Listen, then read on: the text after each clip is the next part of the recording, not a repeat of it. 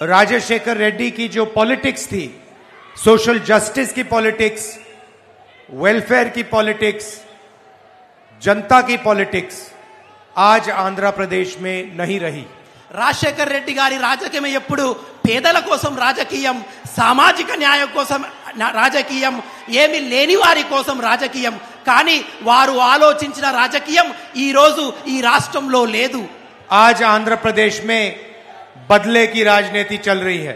కానీ ఇప్పుడు మార్పులతో కూడినటువంటి రాజకీయం మాత్రమే నడుస్తుంది. राजशेखर रेड्डी दिल्ली में आंध्र की आवाज को रिप्रेजेंट करते थे. రాజశేఖర్ రెడ్డి గారు ఢిల్లీలో ఆంధ్రప్రదేశ్ యొక్క ఆలోచనలు అక్కడ ప్రతిధ్వనించేవారు. आज आंध्र प्रदेश को बीजेपी की बी टीम चलाती है. ఈ రోజు ఈ రాష్ట్రాన్ని బీజేపీ యొక్క బి టీం నడిపిస్తుంది. बीजेपी की बी टीम का मतलब B for Babu, J for Jagan, P for Pavan. BJP యొక్క బి టీం అంటే బాబు, జగన్, పవన్ అని అర్థం. बाबू, जगन, पवन, बीजेपी. బాబు, జగన్, పవన్, బీజేపీ.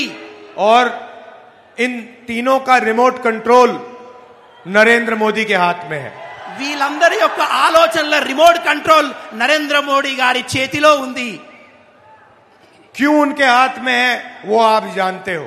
ఎందుకు వారి చేతిలో ఉన్నదనే విషయం మీ అందరికీ బాగా తెలుసు. क्योंकि नरेंद्र मोदी जी के हाथ में सीबीआई, ईडी है, एजेंसियां हैं. ఎందుకంటే నరేంద్ర మోదీ గారి చేతిలో సిబిఐ ఉంది, ఈడీ ఉంది. కాబట్టి వీళ్ళందరూ నరేంద్ర మోడీ గారి చెక్కు చేతల్లో ఉన్నారు.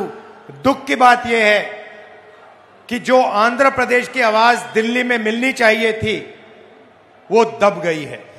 దుఃఖించవలసిన విషయం ఏంటంటే ఏదైతే ఆంధ్ర ప్రజల యొక్క ఆలోచనలు ఢిల్లీలో వినపడాలో అవి తొక్కబడ్డాయి, అవి మర్చిపోయబడ్డాయి.